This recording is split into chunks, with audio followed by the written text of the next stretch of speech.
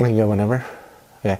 Hey, good morning, Salem Grace. Thanks for joining me today. I know we're not having in-person services today, but I just wanted to let you know how much we appreciate all of our volunteers and our staff and the people that work so very hard throughout the year.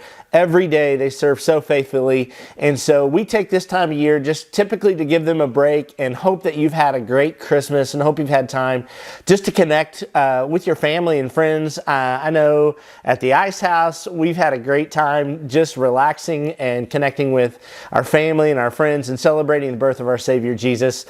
So this morning, I just really wanted to come to you live from the Ice House here and just share with you a little bit of my thoughts about last year and the new year as we move into 2024. Honestly, I love this time of year. I actually love, there's part of the new year that I absolutely love, and there's part of it that you want to forget usually, but there's so many things and so much hope and newness that comes with a new year. And so I just want to spend a little bit of time just really talking to you. I've made a few notes that I'll probably glance at occasionally, but I really just want to talk to you from my heart this morning and just thank you again for being such a great church. If you're new to Salem Grace, or if you're maybe watching for the first time, we would absolutely love to invite you to come experience church at Salem with us and jump in at a live service. We'll be in person next week, so you guys are welcome to come and join us next week in person. We would absolutely love to have you. We are a place that you belong.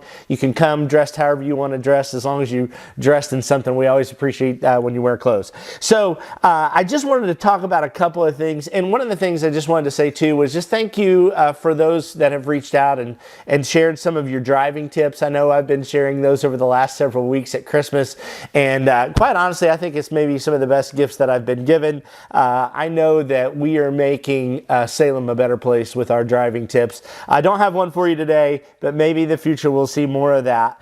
But honestly, I just wanted to talk to you about the new year. When you think of the new year, there's so much that you want to look back on in the last year, and I tend to do that. I tend to go back in my notes, and I tend to go back and look at the things that I said I was going to do, or maybe that we set out to do that we didn't actually get accomplished. And there are always going to be those things, I think, that you regret, or you wish you could go back and do a do-over, or there's some things that you wish you could have done better or accomplished more in the past year. But I think it's great to look back, but it's easy to get caught up in that if you allow yourself. And so that's the part of the new year that I love. It's that it's this fresh start. And Isaiah actually speaks to that too. He says in Isaiah chapter 43, verse 18 through 19, he says, "Forget the former things, do not dwell on the past." And verse 19, I love this passage from Isaiah. He says, "See, I am doing a new thing. Now it springs up. Do you not perceive it? I am making a way in the wilderness and in the streams and in the wasteland." And I think that's where I want to turn our attention to. There's so many things that we can look back on and have regrets over the past year. But just to take the wisdom of Isaiah and say, hey, don't let that define who you're going to be in 2024, or how that's going to impact what you start doing, maybe even this week.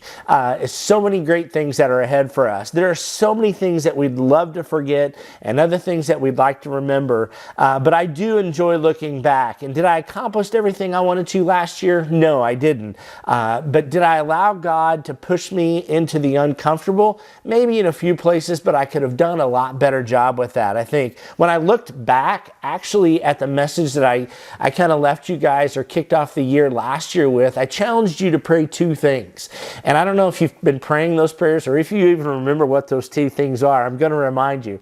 Here they are. The first thing I challenged you to pray last year was this simple prayer: Lord, help me obey even when I don't understand. So there are those moments when God asks us to do things that seem absolutely crazy or seem outside of our comfort zone.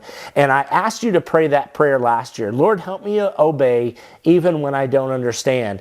The second prayer I asked you to pray last year, if you remember, was this: Lord, help me to surrender what I can't control and trust you for the outcome. Those are two great prayers. And I just wanted to remind you, I probably didn't pray those videos as often and as frequently as I should have last year, but I'm going to reset that this year, and I'm going to commit, just as your pastor, to be praying those prayers for me and my family, but also for our church family. And I think those are still some great prayers that we can be praying as we move into this new year. And I know I say this all the time, but I am really genuinely excited about what God is doing in our church and what He is planning to do in the next few months and weeks ahead as we move into 2024. Everybody loves a great story, I think, and I love to write a great story, and we love to tell a great story. I know Cheryl has made me watch so many Hallmark movies this year, and they are really great stories. They always have a happy ending. They always end up the way that you think they should. Someone falls in love. I've watched way too many of them, I can tell you. One of my favorite stories, though, in scriptures and in the Old Testament is really just the story of Nehemiah. I absolutely love this story. There's so many things about this story that I love.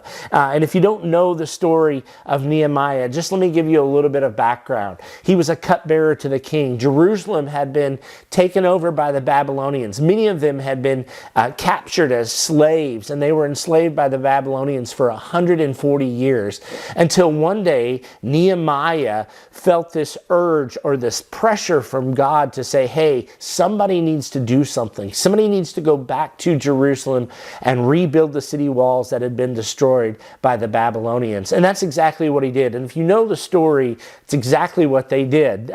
Verse 17 of chapter 2 says this, and this is Nehemiah talking, and I love this part. He says, then I said to them, you see, we are in trouble. Jerusalem lies in ruins, and its gates have been burned with fire.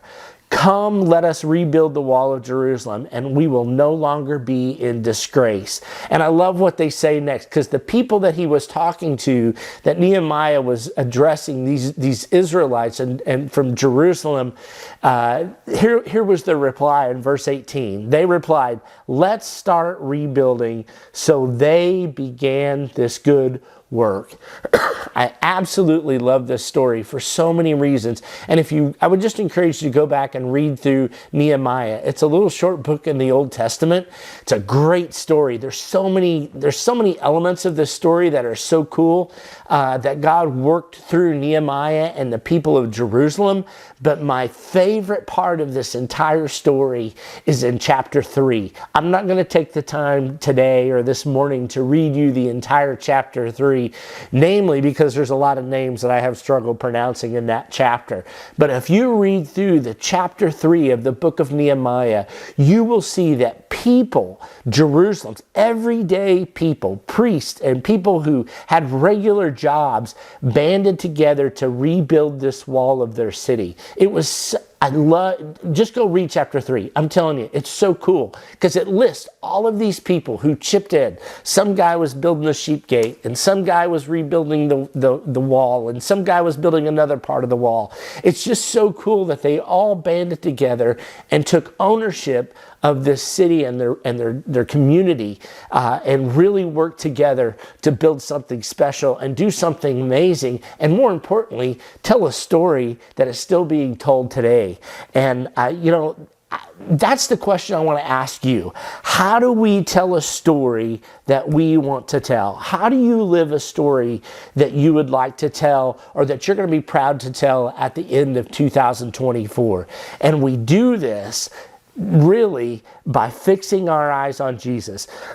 Hebrews chapter 12 verse 2 says this, let us fix our eyes on Jesus, the author and perfecter of our faith. And that's exactly what I'm challenging our church board to do. I've been talking with them.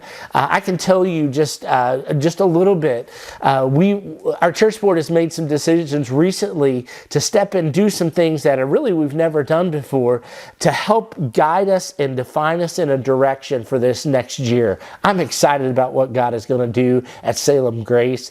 Like I said, if you're not a part of our church, we'd welcome you to, if you don't have a church home, we'd welcome you to come be a part of what God is going to do. The story that we're going to be telling over the first several weeks, in beginning next week when I get back, we get back to in-person services, I'm going to be starting a series that's really just going to focus on your story and my story, and how we write a story that we're proud to tell not only this year, but for the rest of our lives.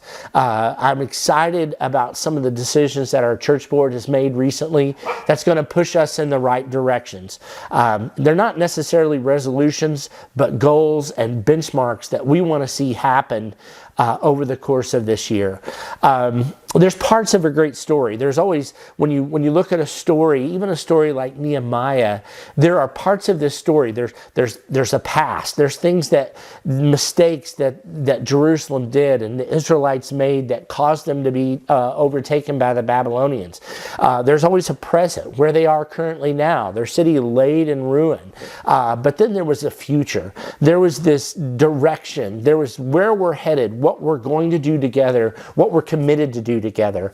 And that's my challenge for you this year on this Sunday morning, is that you will join us at Salem Grace, that if you're part of our church, that you will engage like you've never engaged before, that maybe you'll volunteer, that you'll connect with people that you sit with every Sunday, and that you will create a place and a connection at Salem Grace, and we'll write a story together that we are proud to tell at the end of this year on how we can be for others and for our community, and we can make a difference and shed some light in a really, really dark world. So over the next 4 weeks, we're going to be digging into our stories. We're going to fix our eyes on Jesus. Hebrews 12:2 says, "Let us fix our eyes on Jesus, the author and perfecter of our faith." So my challenge to you this morning, on this Sunday morning, is to start writing a story that you would love to tell. Be part of the story that God is writing at Salem Grace. Engage with us, engage with your community and your neighbors, and together with God's help, we'll write a story that we are incredibly proud of at the end of this year. I hope that you guys, this Sunday, finds you well with you and your family. I hope more than anything that God richly blesses you today, that you find time to connect with your families. I hope if you're a volunteer at Salem Grace that you have found time to rest and regenerate and fill your cup, because we're going to start writing a story this year that I'm super excited about. I can't wait to see what God does through you and through me and through my family and through us together as a church at Salem Grace. Have a happy new year. Take the day and spend time with your family and friends. We love you. We'll see you back next Sunday. Come and join us at Salem Grace. Have a happy new year and a happy 2024.